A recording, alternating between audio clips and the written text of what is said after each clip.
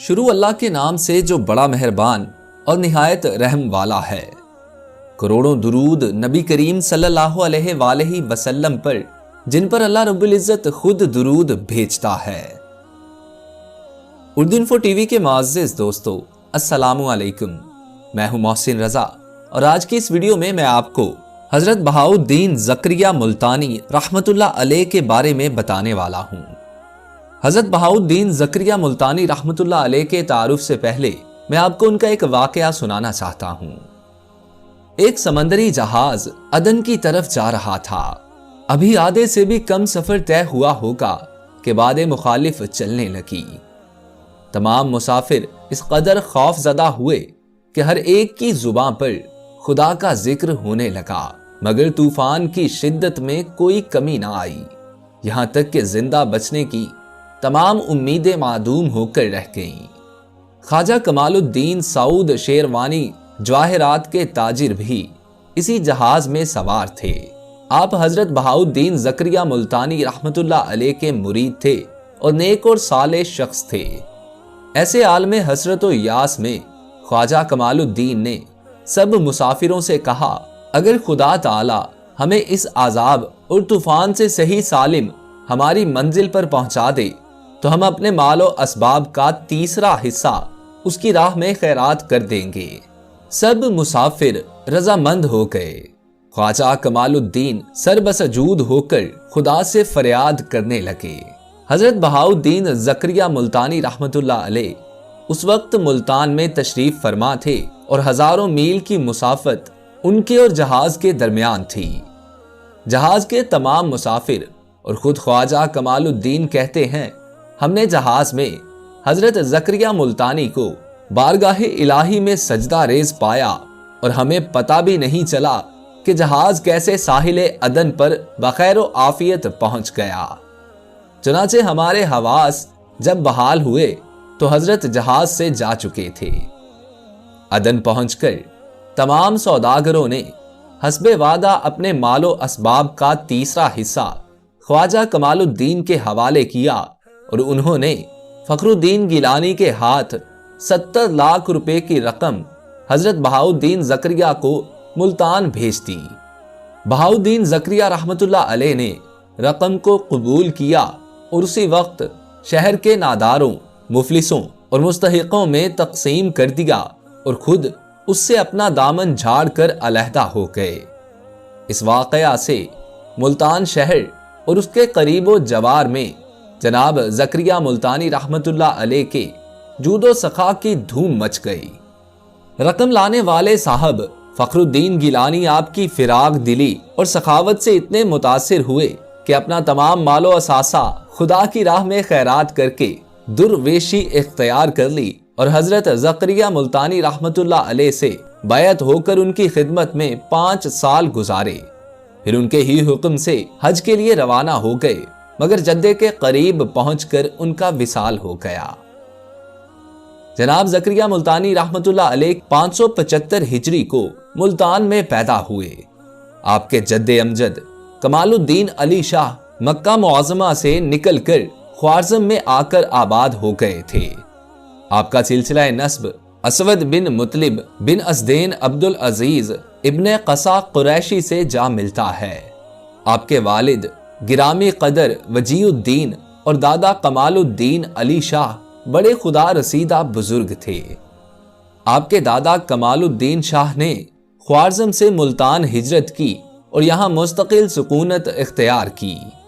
زکریا ملتانی رحمت اللہ علیہ کے نانا مولانا حسام الدین ترمذی بھی منگولوں کے حملوں سے تنگ آ کر ہندوستان آئے اور کوٹ کروڑ کے علاقے، جو کہ ملتان کا مضافاتی علاقہ ہے، میں سکونت اختیار کر لی۔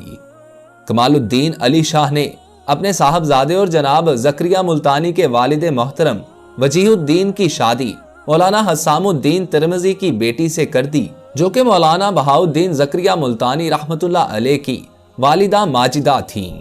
موصوفہ بڑی پارسا خاتون تھیں۔ ان کا نام نامی فاطمہ تھا۔ جناب زکریا ملتانی رحمت اللہ علیہ کی ولادت جمعہ کے روز 27 رمضان المبارک کو صبح کے وقت ہوئی۔ آپ کا نام بہاؤالدین اور رکنیت ابو محمد اور ابو برکات تھی۔ آپ مادرزاد ولی تھے۔ آثار بزرگی بچپن سے ہی آپ میں نمایاں ہو گئے تھے۔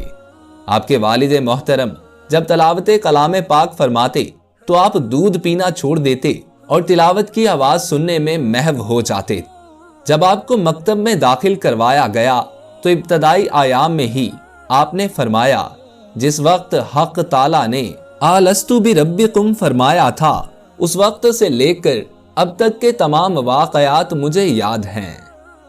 آپ کی عمر ابھی 12 سال تھی کہ آپ کے والدین یکے بعد دیگرے اللہ کو پیارے ہو گئے۔ آپ انہی دنوں خراسان چلے گئے۔ وہاں 7 برس تک علوم ظاہری و باطنی کی تکمیل کی اور پھر بخارا پہنچ کر یہاں بھی مزید تعلیم کا سلسلہ جاری رکھا۔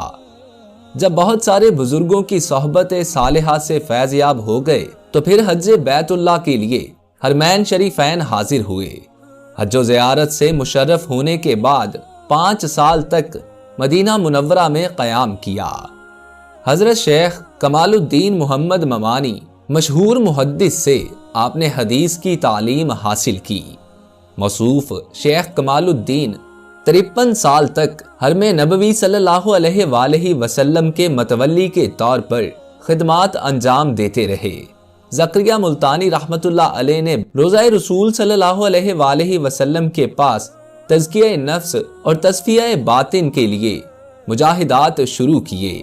اس کے بعد انبیاء علیہ السلام کی مقابر کی زیارت کے لیے بیت المقدس پہنچے، یہاں سے بغداد تشریف لے گئے۔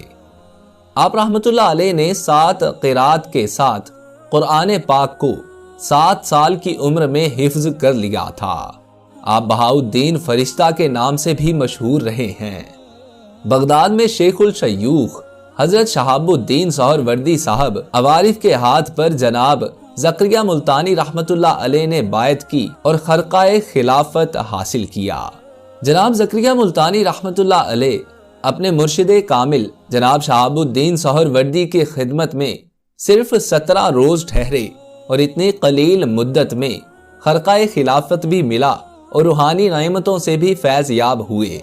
حضرت شہاب الدین سہروردی کے دیگر مریدوں کے دل میں ایک خیال پیدا ہوا کہ ہم ایک مدت سے اپنے شیخ کی خدمت میں حاضر ہیں، مگر ایسی مہربانی نہ پہلے کبھی دیکھنے میں آئی نہ آئندہ آئے گی۔ وہ باقاعدہ جناب زکریا ملتانی رحمت اللہ علیہ سے حسد کرنے لگے۔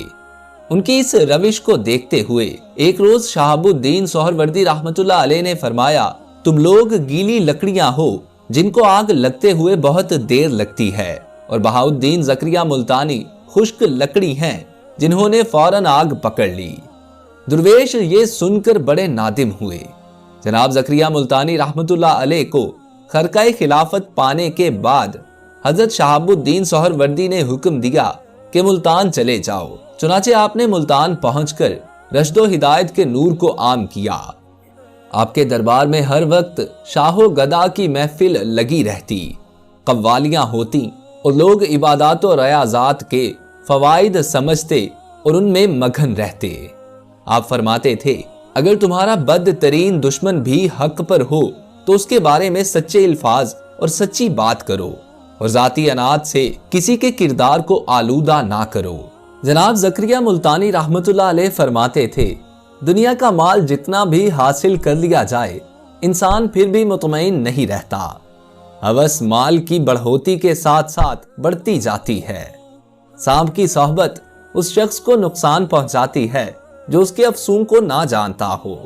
آخرکار 7 صفر 661 ہجری حضرت بہاؤالدین زکریا ملتانی رحمت اللہ علیہ اپنے خالق حقیقی سے جا ملے۔ آپ کا مزار شریف قلعہ محمد بن قاسم کے آخر میں ہے۔ مزار کی عمارت پر نقاشی کا کام قابل دید ہے اور سینکڑوں اشعار یاد رکھنے کے لائق ہیں۔ مزار کا احاطہ ہر قسم کی خرافات سے پاک ہے۔ عرس کے موقع پر علماء کرام کی تقاریر خلق خدا کی ہدایت کا سامان بنتی ہیں۔ دوستو، اگر آپ لوگوں کو ویڈیو اچھی لگی ہو تو اسے اپنے دوستوں کے ساتھ واٹس ایپ، فیس بک وغیرہ پر شیئر کیجیے، اور نئے آنے والے دوست ہمارے channel Urdu info T V کو سبسکرائب کر کے ساتھ لگے بیل آئیکن کو پریس کر کے آل نوٹیفیکیشنز آن کر لیجئے تاکہ اس قسم کی ہر نئی آنے والی ویڈیو بر وقت آپ تک پہنچ سکے۔ اپنے دوست محسن رضا کو اجازت دیجیے۔ اللہ آپ کا اور میرا حامی و ناصر ہو۔ اللہ نگہبان۔